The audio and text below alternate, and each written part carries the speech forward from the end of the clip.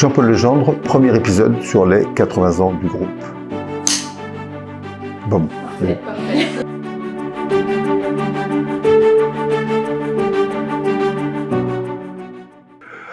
Ah ben, ça évoque comme une longue période, hein, 80 ans, c'est pas rien. Alors j'étais pas né quand l'entreprise a été créée, puisque je suis né 6 ans après. Donc démarrage en 1946 avec mon père et mon oncle. Et ils ont démarré cette entreprise, les deux frères, ensemble. Sachant que mon grand-père était également maçon.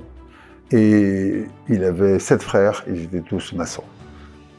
On est remonté jusqu'au début du XVIIIe siècle, et tout le monde était maçon.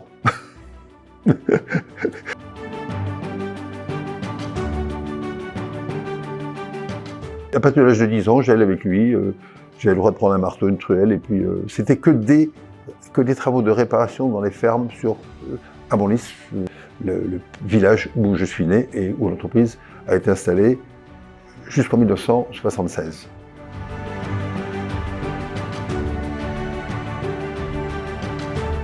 Une évidence, je n'en sais rien. En tout cas, mon père ne m'a jamais dit tu vas faire maçon.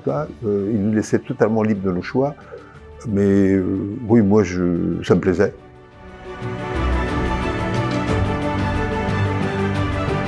En 1946, mon père et mon frère se mettent à leur compte pour une entreprise artisanale.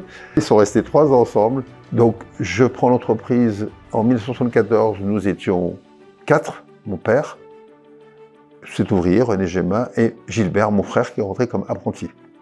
Donc, à partir de 1974, on a commencé à faire des maisons neuves. On n'en avait jamais fait avant. L'entreprise s'est développée à partir de ce moment-là, pendant une quinzaine d'années, avant qu'on rejoigne la Halleray dans les années 2000.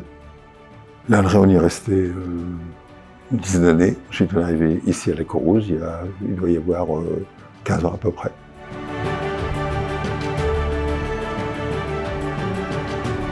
En fait, vu de l'extérieur, on dit « oh, ça a grossi vite ». Non, je ne suis pas du tout d'accord. Ça n'a pas grossi vite.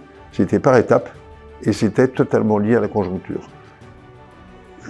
J'estimais qu'on ne pouvait pas faire de croissance quand l'économie était compliquée et que dès que par contre ça repartait, il fallait foncer.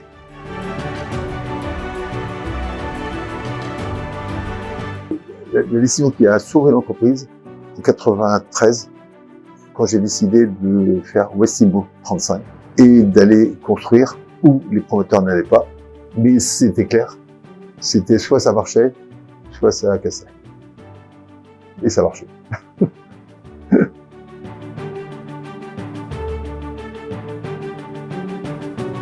À Vincent, parce que maintenant c'est lui qui est au volant, je dirais, qui dirige l'entreprise, donc à lui.